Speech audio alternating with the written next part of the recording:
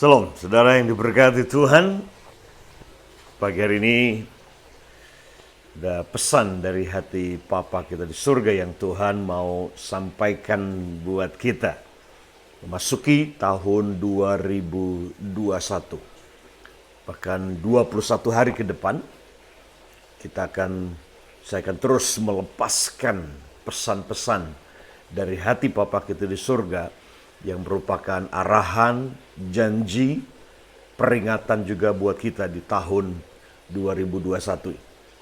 Di tanggal 2 Januari 2021 ini, saya ingin saudara mulai dengan melihat pesan Tuhan ini. Ada 3 kata penting dalam Mazmur pasal 77. Saat kita melangkah di tahun yang tentunya tidak ada manusia yang bisa memberikan kepastian. Ya, tidak ada. Oleh karena itu, kepastian cuma ada ketika kita ada di dalam Tuhan. Cuma Tuhan sumber kepastian kita, Tuhan sumber rasa aman kita, dan Tuhan sumber stabilitas roh, ekonomi, bahkan jiwa kita secara khusus.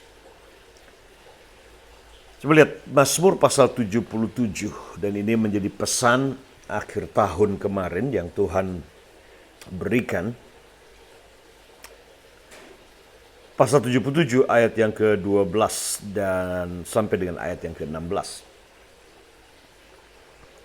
Dikatakan demikian, aku hendak mengingat perbuatan-perbuatan Tuhan. Ya, aku hendak mengingat keajaiban-keajaibanmu dari zaman purbakala.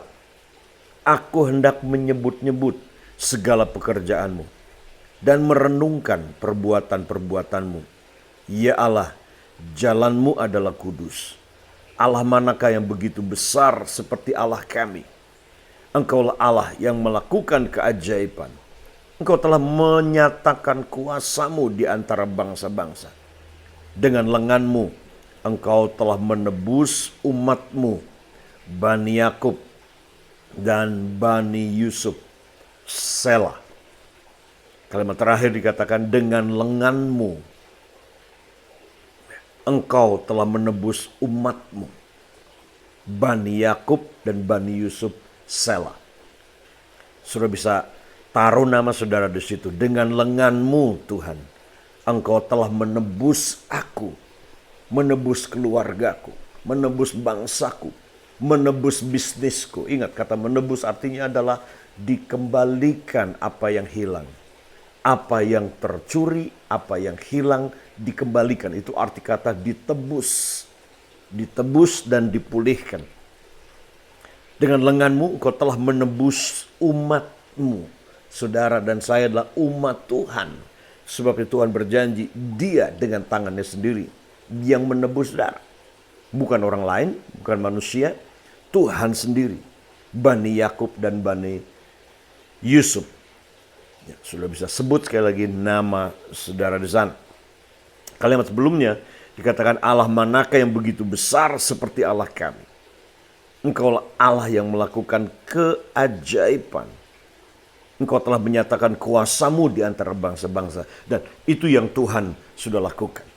Selama 2020 ini. Tuhan menyatakan kuasanya di antara bangsa-bangsa.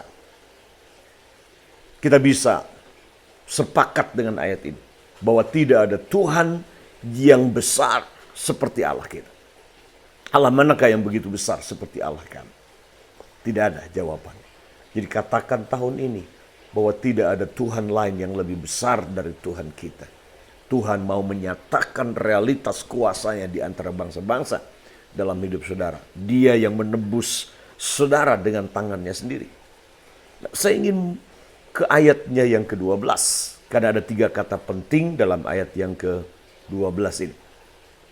Kata yang pertama adalah kata mengingat. Kata yang kedua itu adalah kata merenungkan. Kata yang ketiga itu kata menyebut-nyebut. Yang pertama adalah kata mengingat. Mengingat itu artinya adalah ada unsur sengaja. Ada unsur sebuah pilihan.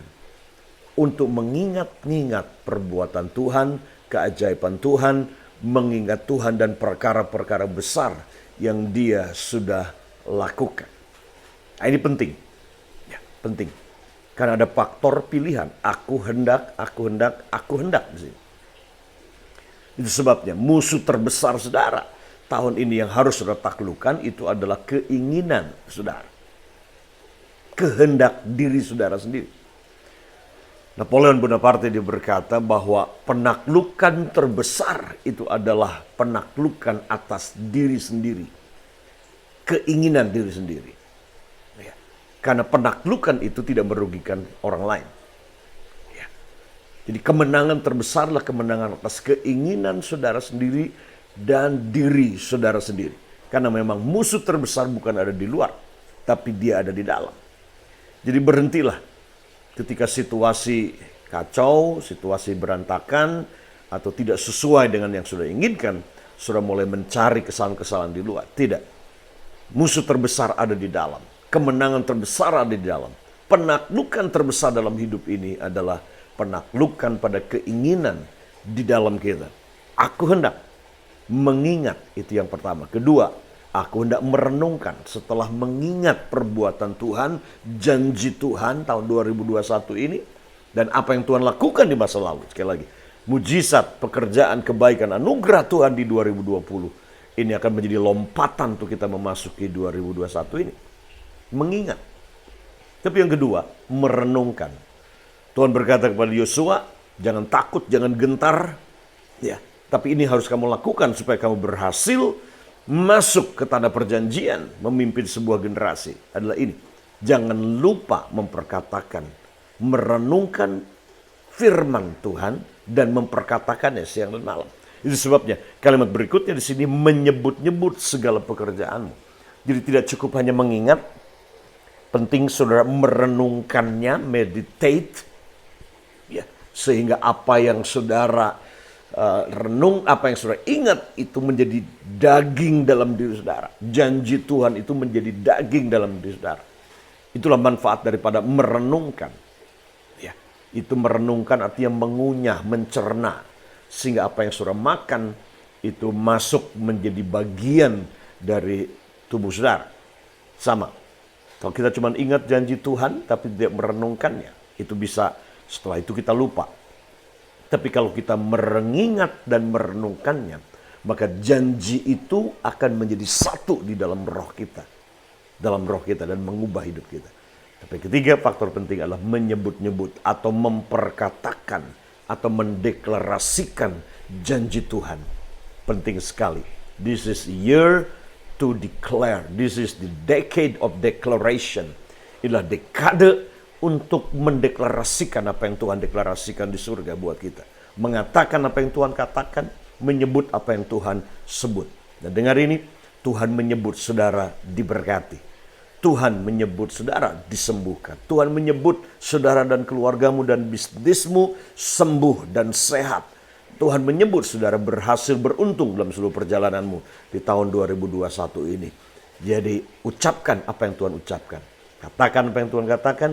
Deklarasikan apa yang Tuhan deklarasikan mengenai hidup saudara, keluarga saudara, bisnis saudara, pelayanan saudara, situasi saudara, bahkan Indonesia, bangsa kita.